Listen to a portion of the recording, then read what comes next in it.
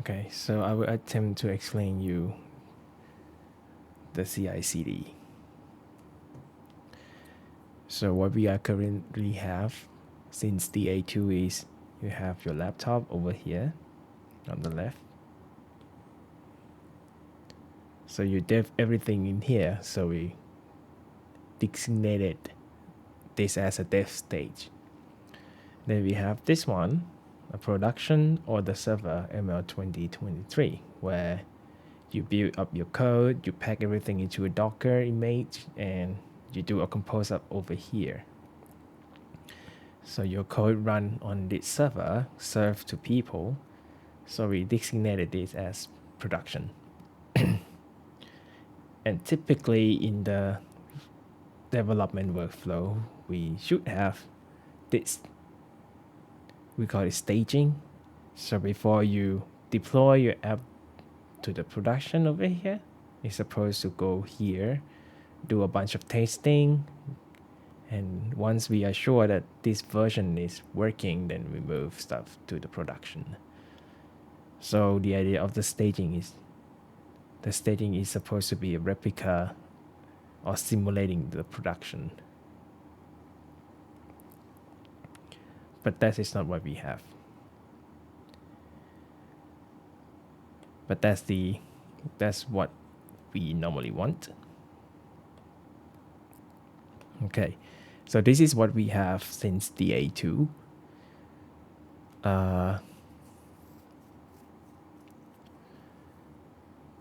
So the ideas for the A3 is we want the process to be more automatic. So instead of you have to do everything your own, first is testing. You're doing the testing your own. Secondly is building. You have to build your Docker image by yourself.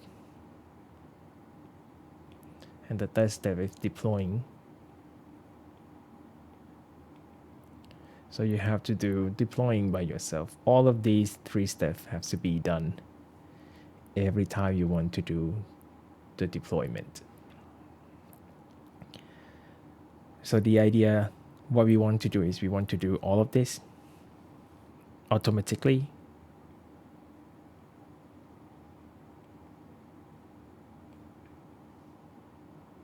Without you even care. So it does not need to be done in your laptop, but it can. But we want to do it offsite of your development stage. So as long as, because there are probably multiple reasons why we want to do this outside of your dev stage. But in my opinion, the easiest to think of is your development. If you're not using Docker, especially if you're not using Docker, you cannot control your environment very well. So to make sure that your app does not lack any dependency, so we're supposed to do this on the other environment instead of your dev stage. Of course, you have to do testing on your dev stage because you have to make sure that it works on your computer first. But before you want to commit or create these changes and make sure that and roll out the version to the users, it is a better idea to do these three steps outside of your dev stage. So in this case, we're going to explore what is called GitHub workflow. I hope it is called workflow. GitHub workflow provide you the tools. Some of them is provided by the GitHub people themselves. Some of them provided by the other people in the world, and sometimes you can write them yourself. With the GitHub workflow, they have a separate server. It's not actually staging, but let's say it's a testing.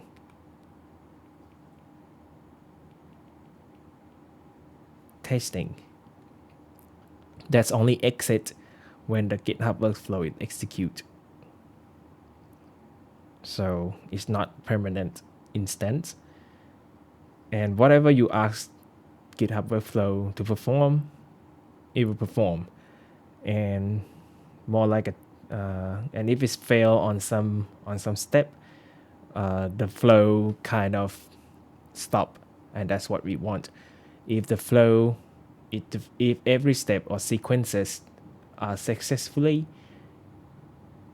then when the workflow complete, then we can be more confident that our application is kind of work, or even automatically deploy using the workflow. Right. So this workflow we're doing, the idea is well, yes, you have to have testing, building, and deploying. But this testing, you have to write a testing script on your projects. So it has to be done at your code. Actually, yeah, it has to be done at your code.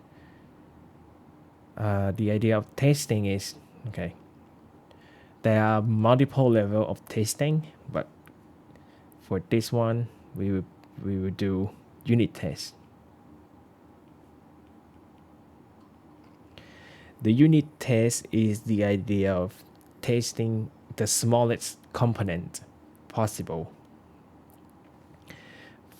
And if the smallest component works, then the bigger components should work. Yeah.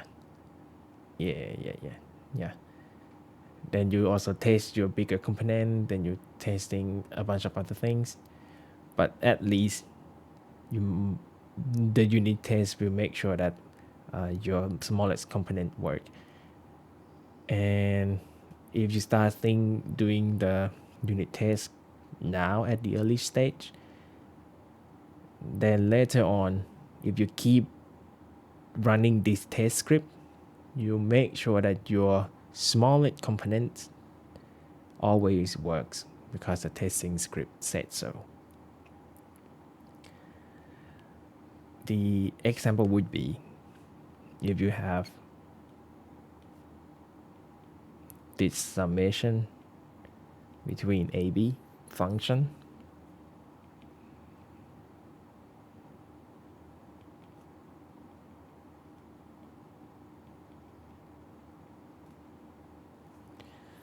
return C.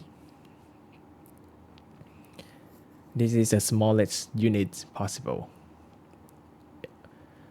If you write your function very complicated, including a lot of line of code, then it will be a little bit difficult to come up with a unit test. So probably break them down to a smaller function will make you understand your function and the range of input and output. So what you have to consider is the range of input. There are two parameters here, A, B. My range of input is integer. Okay, I want to just say int. Int and int. Or in the correct term is a tuple of integer is my input range. Actually, it's not int, but integer and float. Number. A good function must check the input type of the input. Yeah, must check the type of the input. But just make it simple, I will just keep it this way. So then this is supposed to be number. And then return this thing also is a number. So in the mathematical term, we say two tuple become 1. return as a number. So it's a function mapping from two range of input into one.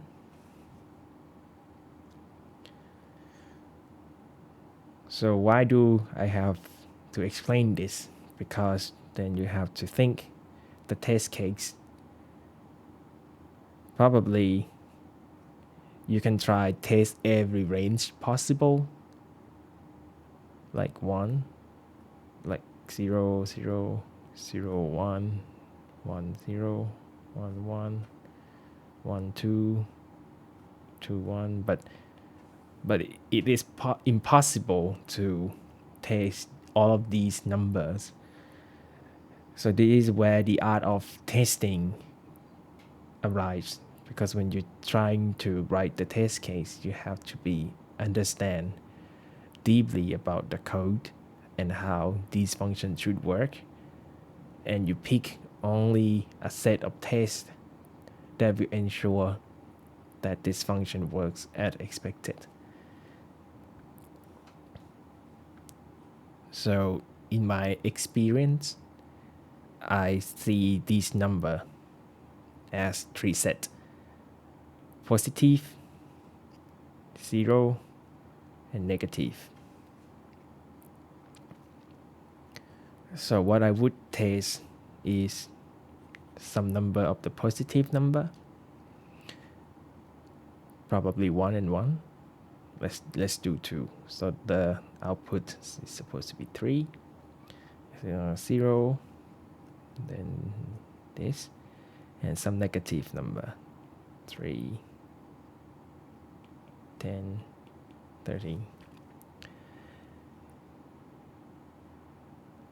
Then we have to think of the extreme. Probably some big number, right? And then you try to test whether it works.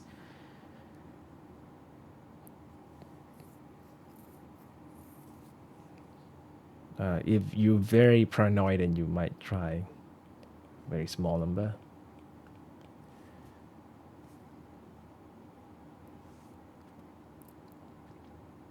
How about some ratio?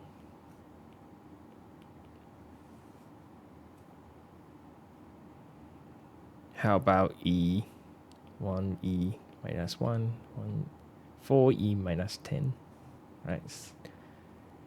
What else that it's supposed to support? And then you're supposed to test the case that it should not support. Like if somehow the one who used this function passing A, B,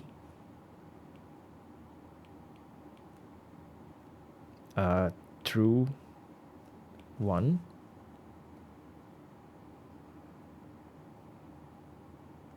should your function run or output anything, or should it able to handle this case, or should it just fail, like throwing errors?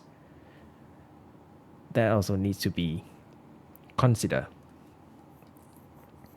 What if they just pass none, nothing, right?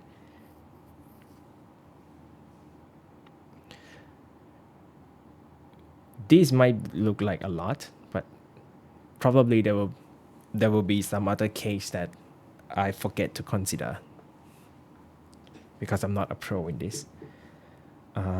This might be enough, this might not be. But the idea is these test case is supposed to make you feel more confident that this smallest unit works. Because if this small unit works as intended, then the biggest function that use this unit should work correctly, and so on. But you still need to test the bigger function too. So if this works in the future, when your code fail,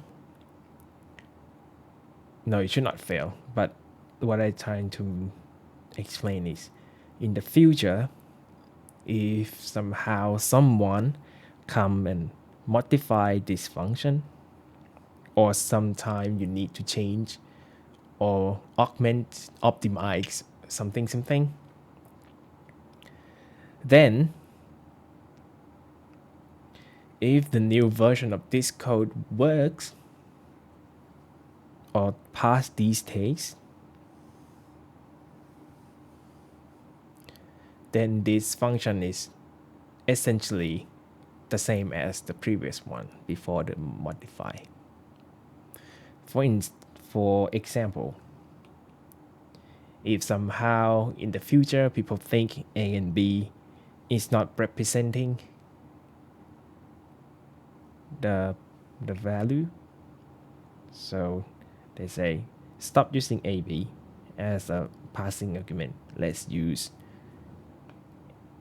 x1, x2.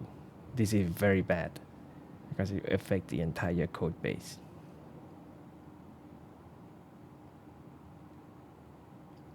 But anyway, if you do it correctly, then but it's very simple. You can do it correctly, but who knows? You might just be very lazy, may copy and paste and make these mistakes. Then when you run the test case, this will fail, this will pass, this will fail, etc. Then you will able to detect your minor mistakes right away once you finish coding and run the unit test. You will find your bug right away. Even you don't need to. So if the key is if you find your bug as early as possible, the cost of fixing and the effects of this bug is minimized. So if you don't have this unit test and then you accidentally, unintentionally launch this code in the production without knowing there is a bug, you will never know that this is wrong because it just run. When it just run, you create a runtime error that is difficult to trace back because the code itself does not even know that this is the error. Something weird will happen, then you try to find what's written wrong in the log, but you could not find because you didn't write any log anywhere. So the cost of these minor mistakes, if you find it late, it will be costly. But if you find it as early as possible, then the cost is minimized, close to none. So that's why we encourage doing at least the unit test. It's not for today, it's for the future.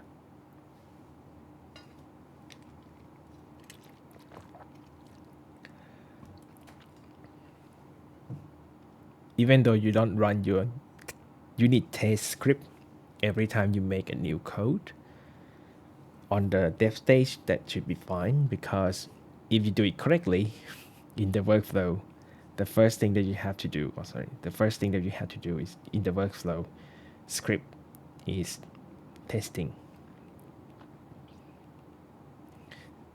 If you have very long testing script, you might don't want to run on your laptop because it will take a lot of time. Once you finish the coding, you might just want to go somewhere else, close your laptop doing something else, or go to the meeting, go to sleep. If the testing script is very, very long, you can ask GitHub workflow to perform testing for you in the server somewhere of the GitHub people. So if the testing have to be run overnight, you commit your new change to the GitHub, and the testing will automatically invoke, and the testing will run overnight on the server. And in the morning, you come and open GitHub website, they even send an email to you notifying the result if it's failed or if it's passed. I cannot remember, but you can set that up. So that's a testing. So that's why you want testing, and that's why you want testing. And the first testing you have to do is unit test, at least for this assignment. In the future, you will do a bunch more testing. Then building. You have done building, and if you use Docker, it will be super easy because all you have to do is in your Docker file, you copy your code into the image. So this is your image, this is your code. You ask it to copy the code into the image, and then you build the image into another version version 3 or something, and then you push your image to Docker Hub server. That's building. If you don't use Docker, probably you want to pack your entire code, recompile them to make them into a machine readable code, executable, blah blah blah blah blah blah blah blah blah blah blah blah blah blah. So building with Docker is much more simple. You just still hate Docker, and I don't know why.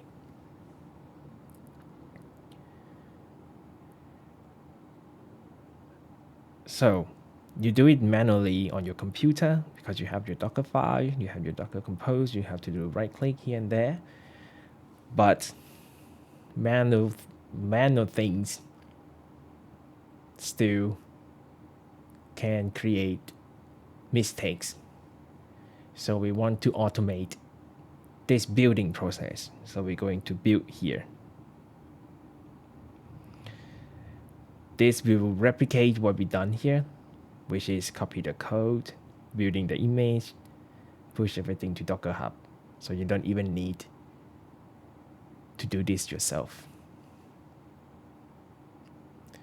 And this is easily done because you already have your Docker file, you already have the Docker Compose, so everything can be done in GitHub workflow. Very easy. Finally, deploying.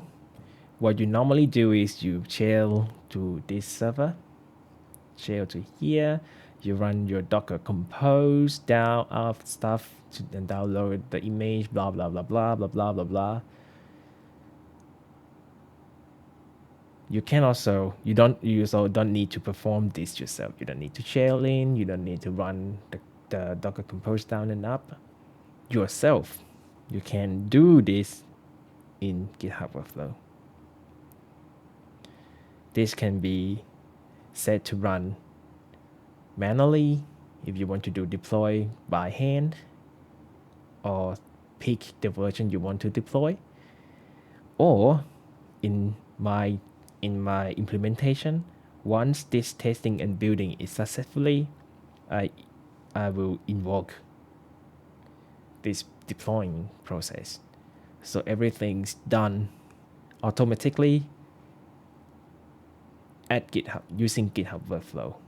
So once you set this up, in the future, all you have to do is just writing the code, making changes, commit, push to the GitHub, and then your code will be tested, building, and then deploy.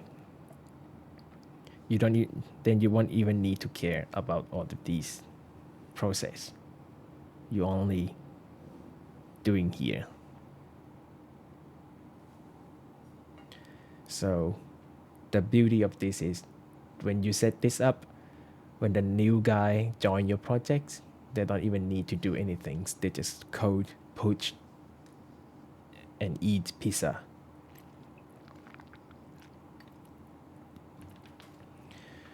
Okay, so that's the ideas. The extra things is we are now also using ML flow. So let me draw it over here.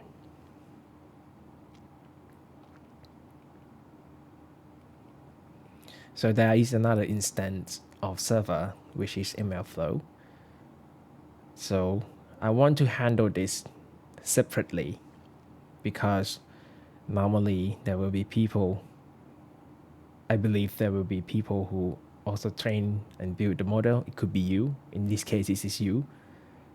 And ML flow itself is implemented to control the life cycle of the model.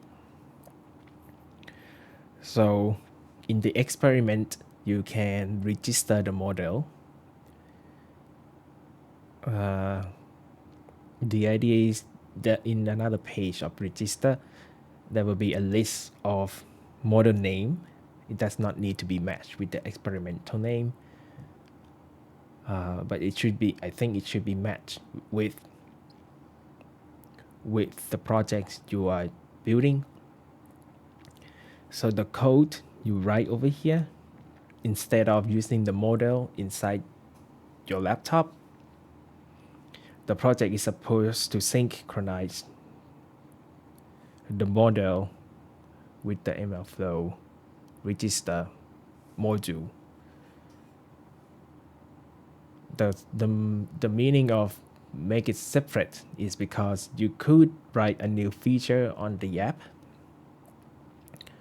but the model could stay the same, or the app could stay the same and the model change. So it does not need to depend on each other. But of course, if the model change, you're supposed to change, at least test the new model. The test over here mean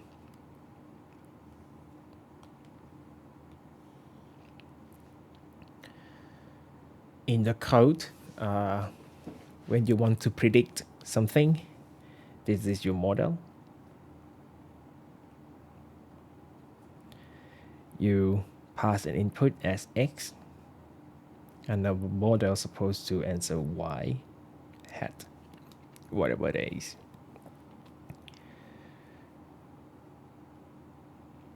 It's okay if you are the one training the model using the same script. You might change a little bit here and there, but you control of the X and you test on the probably Jupyter notebook that X and Y had it as expected. But if you work as a team, there are new guys come in and build the model. He might use something different. He or she might use something different.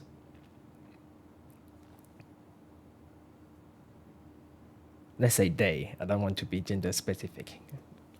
They might use something different, and it could cause a little issue. So if you train the model using NumPy,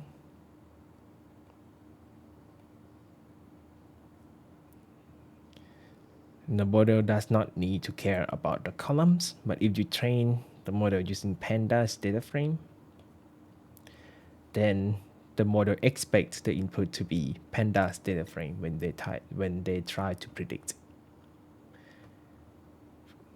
Very small details, but it could cause errors when you're trying to predict in the production. So what I imagine is at least you have to make sure that the model, when you want to use the new model, make sure that it still takes the same input and print out the expected output. The expected output here is shape.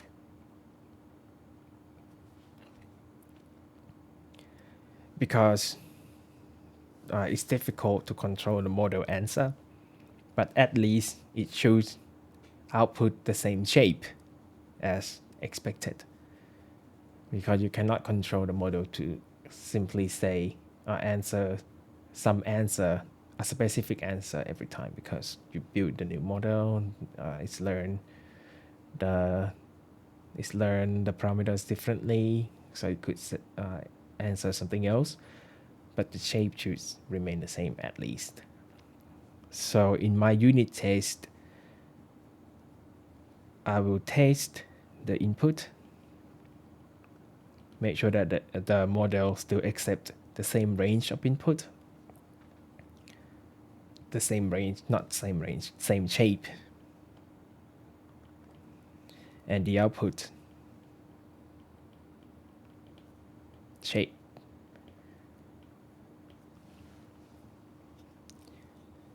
At least my app won't break. One broke. Broke. And okay, my my iPad is gone. No. Okay. I guess that's all for the theoretical part. So let's jump into the code.